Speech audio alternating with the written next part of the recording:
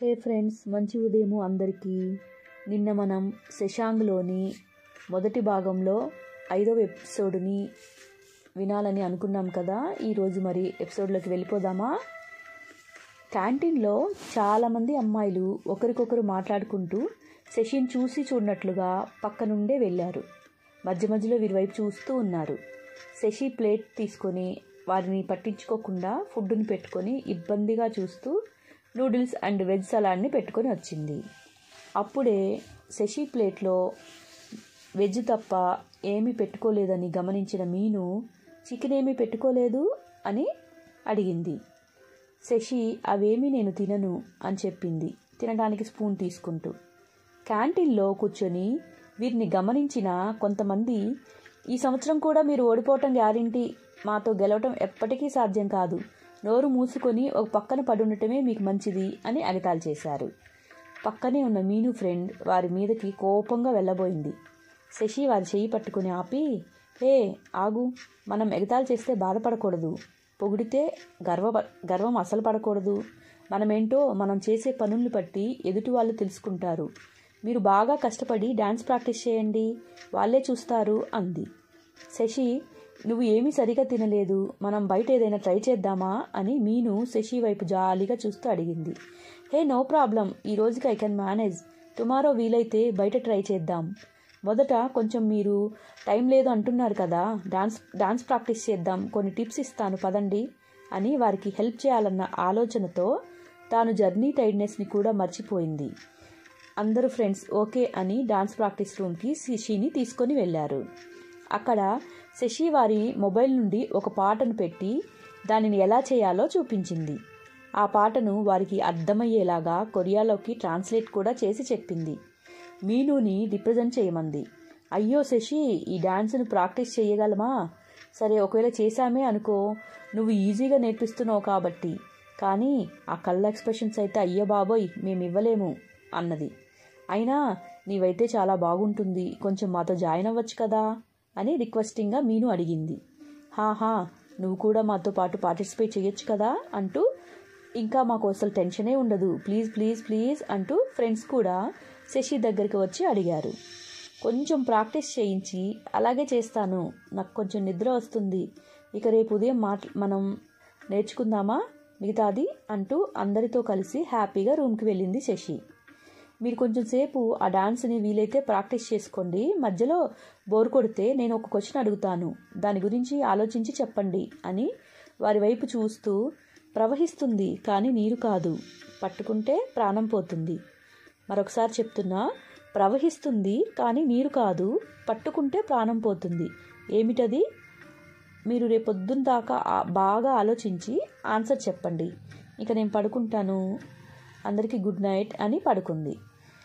Seoul నగరంలోని మరొక వైపు సాంగ్యో ఇల్లు ఒక అద్భుతమైన నిర్మాణం, రాజభవనం లాంటి గొప్పతనంతో నిర్మించబడింది. చుట్టూ చెర్రీ చెట్లు, ఆ చెట్ల మధ్య మెరిసే లైట్లు రాత్రి వేళల్లో ఆ ఇంటికి ప్రత్యేకమైన అందాన్ని తెచ్చాయి. ఇంటి వెనుక ఉన్న స్విమ్మింగ్ పూల్ దగ్గర కాపలాగా నిల్చుని ఉన్నట్లు చెర్రీ చెట్లు, చల్లని గాలి నీకోసం నేను పంపుతున్నా అన్నట్లు చెర్రీ కొమ్మలు గుసగుసలాడుతూ వినపడకుండా చల్లగా మెల్లగా గాలిలాగా వచ్చి అతని తనువుని తాకాలని తప్పిస్తున్నాయి. స్విమ్మింగ్ చేస్తూ సాంగ్యో ఆ నీటిలో తాపం తీరని శశిధరునిలా ఈదుతూ ఉన్నాడు. I want you to be happier అంటూ మార్స్మెలో పాట మ్యూజిక్ సిస్టమ్ నుండి మెల్లగా వినపడుతుంది. సాంగ్యో స్విమ్మింగ్ చేస్తూ ఆ పాటలో తేలియాడుతున్నాడు. అప్పుడే అక్కడికి ఈవోన్ వస్తూ, హాయ్ రా, ఆఫీస్ నుండి ఎంతసేపు అయింది వచ్చి అన్నాడు. ఇప్పుడే రా, జస్ట్ 10 నిమిషాలు అవుతుంది, నీ జర్నీ ఎలా జరిగింది, బాగా ఎంజాయ్ చేస్తున్నట్టున్నావు అని నీటిలో వెళ్ళకిలా ఈదుతూ సాంగ్యో ఈవోన్ని అడిగాడు. ఇంకా చాలా ఆపరా, నీకు సెట్ కాని వాటి గురించి అడుగుతూ ఓవర్ చేయకు, ఎప్పుడు ఆఫీస్ అంటూ ఫైల్స్ అంటూ ముందేసుకొని కూర్చుంటావు అంటూ తను కూడా తన డ్రెస్ని రిమూవ్ చేసి షూస్ని అన్నిటినీ తీసేసి పూల్లోకి దిగాడు. ఎంజాయ్ చేయటం అంటే ఏంటో నన్ను చూసి నేర్చుకోరా, అందమైన అమ్మాయిలు చుట్టూ ఉంటే ఎంత ఆనందంగా ఉంటుందో, పెళ్ళామొద్దు పెళ్ళొద్దు అని 24 అవర్స్ ఫైల్స్ ముందు కూర్చునే నీకు ఏం తెలుస్తుంది, నీ ముందు అమ్మాయిల అందం గురించి మాట్లాడితే నీకేమర్థమవుతుంది చెప్పు అన్నాడు. అప్పుడే అక్కడకు వాళ్ళ వంట మనిషి వస్తూ, బాబు డిన్నర్ రెడీ, మీరు వచ్చేయండి, వేడివేడిగా తినేయచ్చు అన్నాడు. స్విమ్మింగ్ పూల్ నుండి వస్తూ ఓకే అంకుల్ అని చెప్పి ఫ్రెష్ అయ్యి ఇద్దరూ కలిసి డైనింగ్ హాల్లోకి వచ్చారు. సర్లే ఆపురా, ఇంతకి టోక్యో నువ్వు వెళ్ళిన పని అయ్యిందా? టోక్యోలో ఈసారి చక్కగా అన్నీ చేసుకొని వచ్చావా, లేదంటే సైన్ చేయించుకోవడం మర్చిపోయి వచ్చావా అంటూ తల మీద కొడుతూ అన్నాడు. మంచిగా అయ్యింది, కంపెనీ వాళ్ళు నెక్స్ట్ వీక్ వస్తామంటున్నారు, మనం అప్పుడు కొత్త ప్రాజెక్టు కోసం అగ్రిమెంట్ చేసుకోవచ్చు కూడా అంటూ ఫుడ్ను సర్వ్ చేసుకొని, రే సాంగ్యో, ఈరోజు ఎయిర్పోర్ట్లో ఒక అమ్మాయిని చూశాను, అసలు ఎవరు చూసినా తనని లైఫ్లో మర్చిపోలేరనుకో, దేవతలా ఉందనుకో, నువ్వు చూసావంటే నీ సన్యాసం వదిలేస్తావురా అని ఫుడ్డుని తినకుండా తననే గుర్తు తెచ్చుకున్నట్లు గాలిలోకి చూస్తూ కూర్చున్నాడు. తల మీద చిన్నగా కొట్టి, నోరు మూసుకొని అన్నం తిను, తర్వాత అందం గురించి మాట్లాడదాం అంటూ సాంగ్యో తను తింటూ ఉన్నాడు. అరే తను ఇండియన్ రా, సూపర్ ఉంది, నిజంగా చెప్తున్నా, ఇప్పటి వరకు నేను ఎంతమంది అమ్మాయిలను చూశాననుకో, వారందరి గురించి చెప్పిందంతా జస్ట్ ఫ్లట్టింగ్ కోసమేరా, బట్ ఈ అమ్మాయి అలా కాదు, వేరే లెవెల్, వేరేరా, అసలు అద్భుతం అనుకో, తనని చూసావంటే నిజంగా నీకోసమే పుట్టింది అని చెప్పొచ్చు అని ఇంకా తినకుండా ఎంతో ఆసక్తిగా చెప్తూ ఉన్నాడు. సాంగ్యో తన తల మీద కొడుతూ, ఓకే అమ్మాయి అద్భుతమా కాదా అని నేను చూసి తెలుసుకుంటా కానీ నువ్వు ఫస్ట్ తిని పద, కొంచెం వర్క్ ఉంది, రేపు మీటింగ్ మర్చిపోయావా అంటూ ఈవోన్ ప్లేట్ని ముందుకు జరిపి తిను అన్నట్లు కళ్ళతోనే చూపించాడు. మనం కొన్ని ప్రజెంటేషన్స్ కూడా తయారు చేయాలి, బోర్డు మెంబర్స్ వస్తారు, ఎటువంటి మిస్టేక్స్ ఉండకూడదు, చీసాంగ్ అంకుల్ కూడా వస్తారు అని మాట్లాడుకుంటూ ఇద్దరు డిన్నర్ చేశాక డ్రింక్ తాగుతూ చాలాసేపు వర్క్ చేసుకున్నారు. తర్వాత ఈవోన్ బాగా అలసిపోయి పక్కనే ఉన్న మడతలు లేకుండా నీట్గా వైట్ కాటన్ బెడ్షీట్తో సెట్ చేసి ఉన్న సాంగ్యో బెడ్ మీద పడుకున్నాడు. సాంగ్యో ఈవోన్ని తంతూ, రే నా బెడ్ మీద పడుకోవద్దని ఎన్నిసార్లు చెప్పాను నీకు, లే అని వచ్చి వాడిని లాగాడు కిందకి. సరే నేను నా రూమ్కి వెళ్తున్నా, నువ్వే దొల్లాడు నీ మంచం మీద, నీ కలలదేవితో ఊరేగు అని చెప్పి తన రూమ్ నుండి బయటికి వెళ్ళిపోయాడు ఈవోన్ తన రూమ్లోకి వెళ్ళిపోతూ తన డోర్కి ఉన్న సాంగ్యో ఈవోన్ ఫోటోని చూస్తూ, అయినా ఈ ఫోటోని నీ డోర్కి పెడతాను అంటేనే వద్దు అన్నవాడివి, ఈరోజు నీ బెడ్ మీద నాకు ప్లేస్ ఎందుకు ఇస్తావు, నాకు పిచ్చి కానీ అనుకుంటూ తన రూమ్లోకి వెళ్ళాడు. సాంగ్యో కూడా పడుకున్నాడు. కొంచెం సేపు అయినాక తనకి కలలో తన వీడియో కాల్లో చూసిన అమ్మాయి కళ్ళే పదే కనపడుతున్నాయి.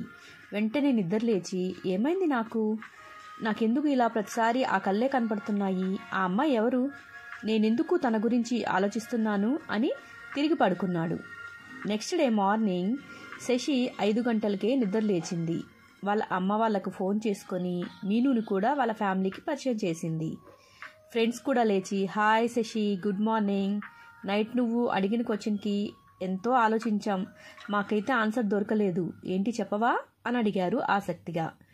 ఓకే సరే, మనం ఇప్పుడు డాన్స్ ప్రాక్టీస్ చేసుకుందాం, మీరు కొంచెం సేపు ఆలోచించండి, ఆ తర్వాత నేను దానికి ఆన్సర్ చెప్తాను అంటూ అందరూ ఫ్రెష్ అయిపోయి రిలాక్స్గా హ్యాపీగా వెళ్దామని నిర్ణయించుకున్నారు.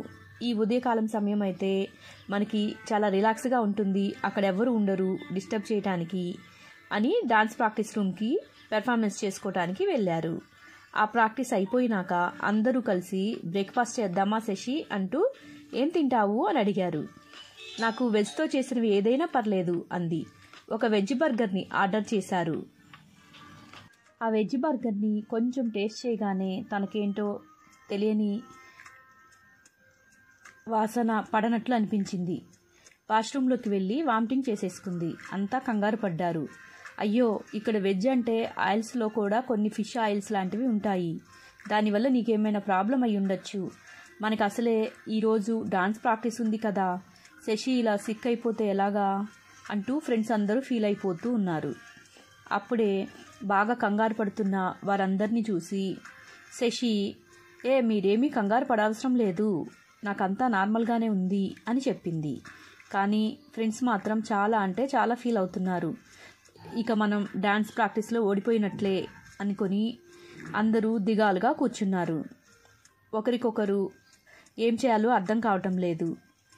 వారందరినీ చూసి శశి కూడా కొంచెం ఫీల్ అవుతూ, నాకు ఎటువంటి ప్రాబ్లం లేదు, మనం మరలా తిరిగి డాన్స్ ప్రాక్టీస్ చేయొచ్చు, ఇది జస్ట్ కొంచెం కొత్త ప్లేస్ కదా, కొత్త స్మెల్స్ ఇవన్నీ నాకు సరిపడలేదు అంతే అని చెప్పింది. హాయ్ ఫ్రెండ్స్, ఇంతటితోటి 5వ ఎపిసోడు అయిపోయింది. శశాంక్ మొదటి భాగంలోని 5 ఎపిసోడ్స్ విన్నారు కదా. 6వ ఎపిసోడ్ కోసం ఎదురు చూస్తూ ఉంటారని అనుకుంటున్నాను. ఇది మీకు నచ్చినట్లయితే లైక్ చేసి, సబ్స్క్రైబ్ చేసుకోకపోతే సబ్స్క్రైబ్ చేసుకోండి నా ఛానల్ని. ఇంకా మీ ఫ్రెండ్స్కి కూడా షేర్ చేయండి. ఇంకా ప్రతిలిపిలో ఈ పూర్తి శశాంక్ ఎపిసోడ్ మొత్తం ఉంది. అన్ని ఎపిసోడ్స్ 130 ఎపిసోడ్స్ అయినవి. ఎవరైనా చదవాలి అనుకుంటే చదవచ్చు.